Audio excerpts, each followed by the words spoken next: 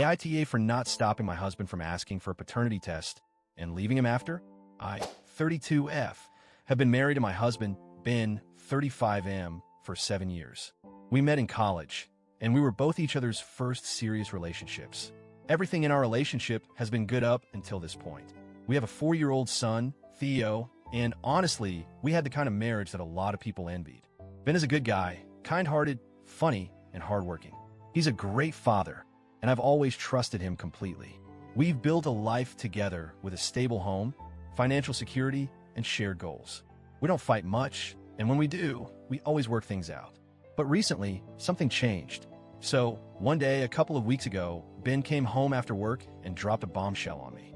Out of nowhere, he asked for a paternity test for our son. I was stunned. I couldn't believe what I was hearing. We were sitting at the dinner table when he casually said, "I think we need to get a paternity test for Theo." I stared at him, unsure of how to process this. I asked, "What do you mean?" "What?" He looked away for a moment, then explained, "Theo doesn't look like me. I've been thinking about it for a while now. I don't know how to say this, but I don't think he looks anything like me. I just need to be sure." I felt like the world had just collapsed beneath me. I couldn't believe what I was hearing. All I could think was, how can he not see it? How can he question me like this? He continued, "I know it might sound crazy, but I just need to know. I don't want any doubts hanging over me. And I think it would be better for everyone if I knew for sure." I was silent for a long time. I didn't know what to say. I knew he wasn't accusing me directly of cheating, but his words still cut deep. I couldn't believe my husband, the man I loved and trusted, was asking for a paternity test. I've always been faithful to him, and I've never once even considered being with anyone else. And here he was, questioning the one thing I thought was the foundation of our marriage, the trust between us. But instead of reacting in anger, I just said, "If that's what you need, then I can't stop you. I'll go along with it, but I need you to understand that I've never been unfaithful to you. I've never been with anyone else. You're my first and only partner." Ben seemed to take this in, but his eyes still seemed distant, as if the doubt was still there. I didn't know how to respond anymore, so I just nodded. He said, I've had doubts, and I need closure. I need to know the truth, and then maybe we can move forward from there." I was heartbroken, but I agreed to the test. I couldn't stop him, and I didn't want to appear defensive or overly sensitive. I thought maybe this would just be a formality. He'd take the test, get the result, and we could move on. But I couldn't help but feel like this was the beginning of the end for us. Ben scheduled the test, and it was done the following week. I kept telling myself that the result didn't matter. We had built this beautiful family together. Our son was a reflection of our love, and nothing could change that. But I could feel something shifting in me. I didn't know what was going to happen, but deep down, I knew that things might never be the same again. The days leading up to the results were torturous. Ben kept acting like everything was normal, but I could see the nervous energy in him.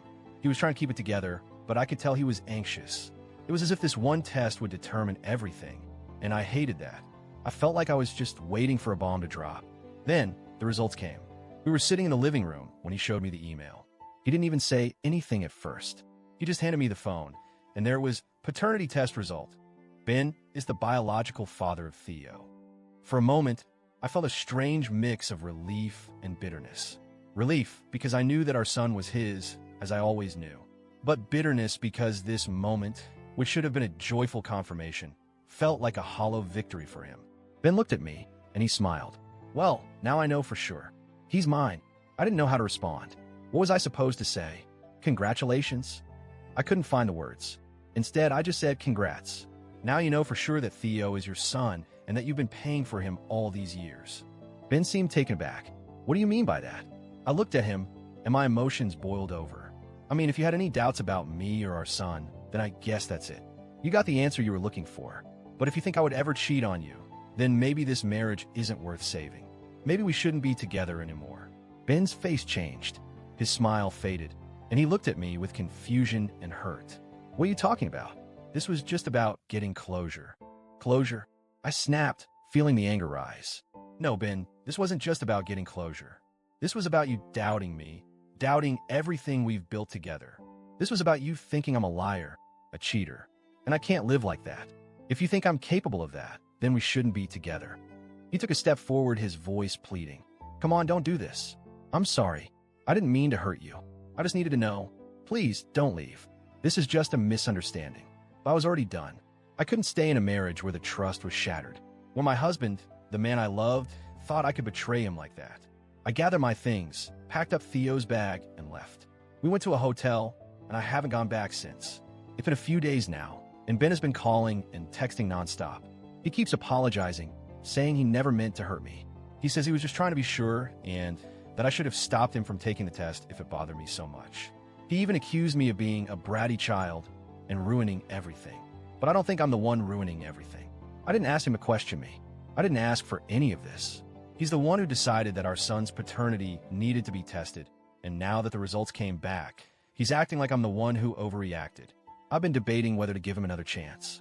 I've thought about it a lot, but every time I think about it, I remember how it felt when he asked for the test. How it felt to know that he didn't trust me, that he thought I might have cheated, and I don't think I can forgive him for that.